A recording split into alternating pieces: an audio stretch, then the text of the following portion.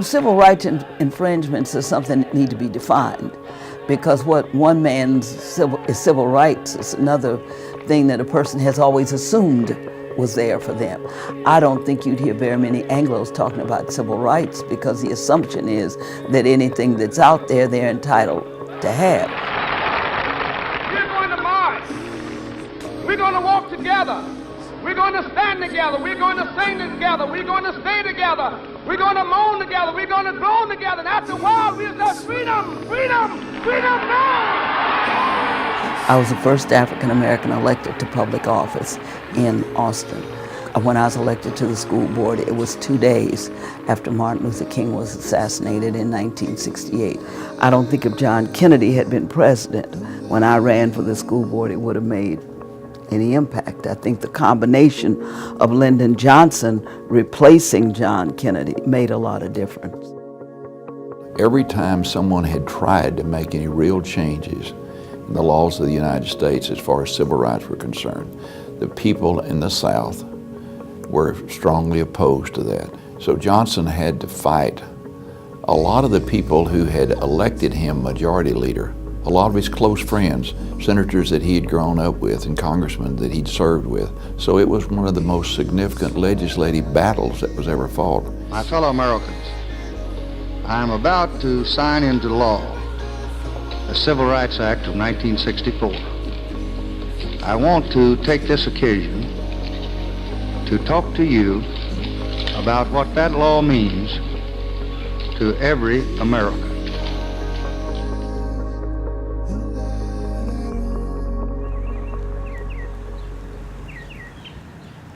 I went to Austin High, which was a predominantly white upper income high school, and I was looked upon as someone from the east side that was a gang member and dirty and always fighting and stuff. So I was pretty much isolated in high school. And maybe I look back now as that it could be a blessing, because it gave me the opportunity to look at issues and it made me determined to get an education and to fight these injustices, because it was very unreasonable. They came in and built 2 units, and also happened on this other side, and they sold them. Each unit is sold.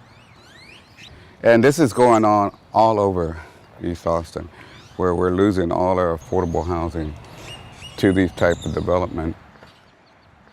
You know, the way the state legislators have your appraised value and your taxes set up is designed to kick the low-level, low-income people out of an area that's gentrified, where it becomes more expensive, you know.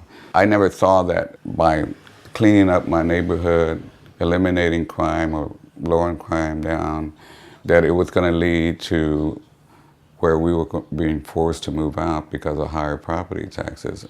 I did not see that coming at all.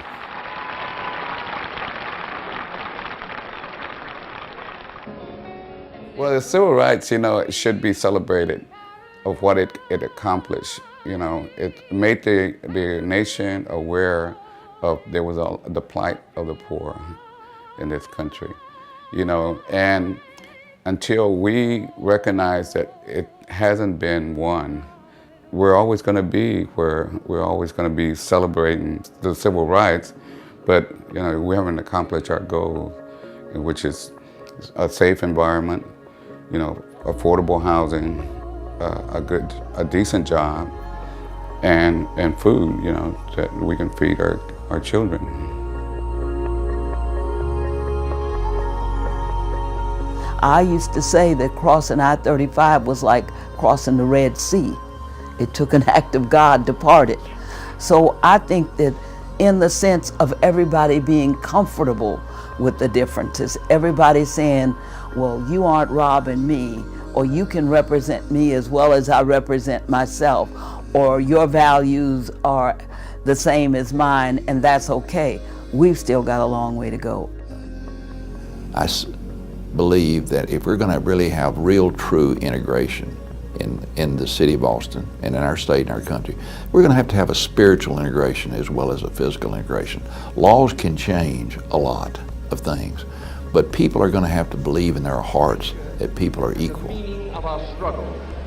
And we are therefore forever indebted to those Americans represented by the March on Washington movement for giving us so stunning an example of what America aspires to become, and for helping us to redefine in the middle of this dangerous century what is meant by the American Revolution.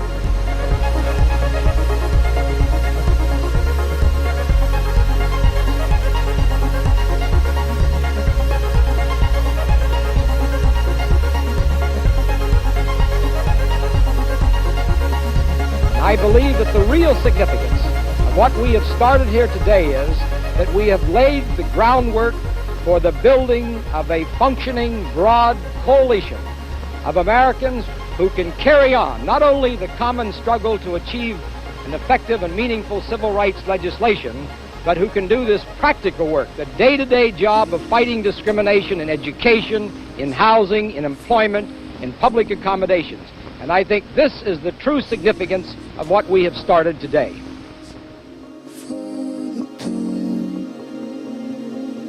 Leave alive,